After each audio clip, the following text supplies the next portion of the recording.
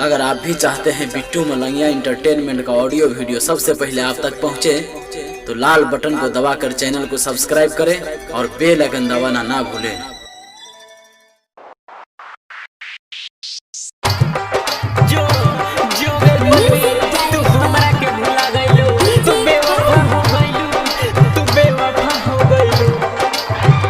ये सोनम अब कहब ससुरा से अइबू हो, जा ये सोनम अब कहब ससुरा से अइबू हो। हम करब इंतजार, हम करब इंतजार, अब कहब ससुरा से अइबू हो।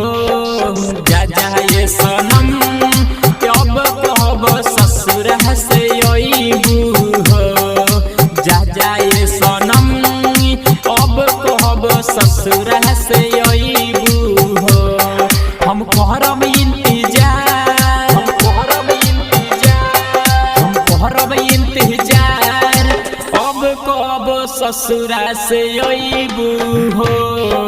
जा ये सोनम अब कहब ससुरा से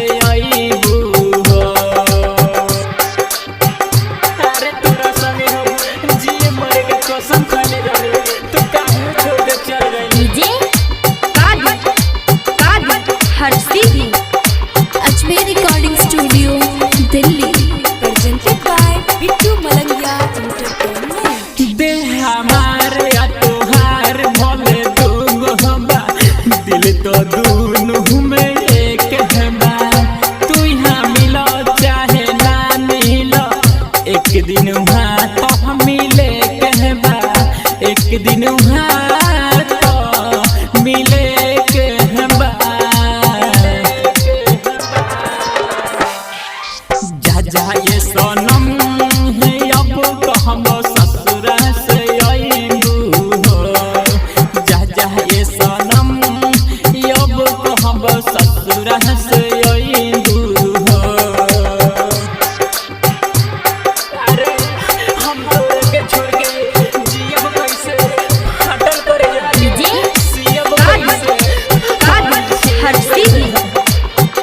Ajmer recording studio Delhi, presented by Bittu Malangiya entertainment. रिपु गुडू सब उजरे गइल, जिंदगी में आइल ऐसन झोंका हो। ऐ खुदा काहे मोहब्बत में ही सोनू के मिले खाली धोखा हो, सोनू के मिले खाली धोखा हो।